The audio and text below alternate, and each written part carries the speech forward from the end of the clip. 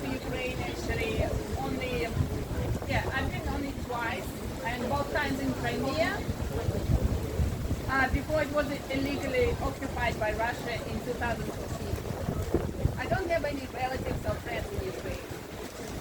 So on the 24th February last year, I was on the bus from my work crossing the harbor bridge when I opened my phone and saw the news. Russia is bombarding Kyiv. I looked out the window at the beautiful Waikimata harbor, and tears started dropping from my eyes. I suddenly thought that it was all my fault. I felt ashamed.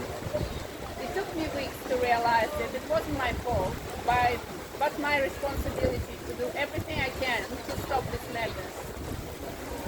And then the whole horrible news started coming out one after another.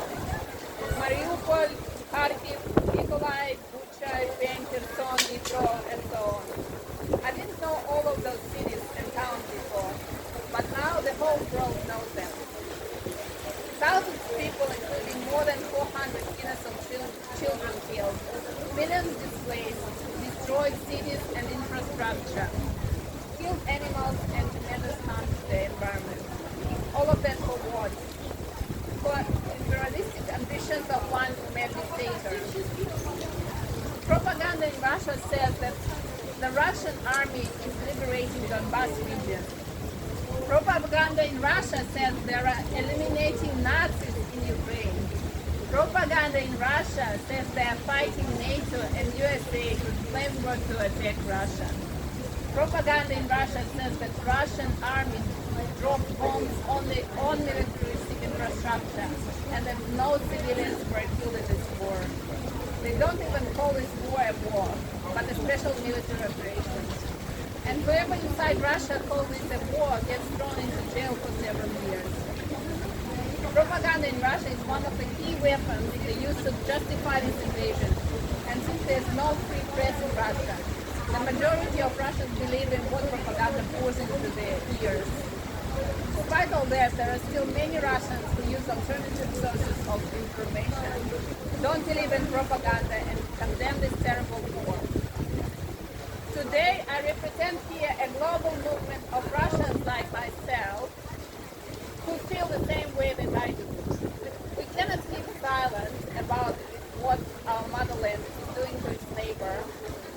Shame, anger, frustration, sadness, hopelessness. We went through all of those feelings in the past years. Today, there are protests similar to ours are happening in more than 80 cities in 40 different countries around the world. We, Free Russians, gathered today to show our support to the people of Ukraine. We admire their courage, their unity, their determination. We feel their pain, and we want to say that we are deeply sorry for what is happening.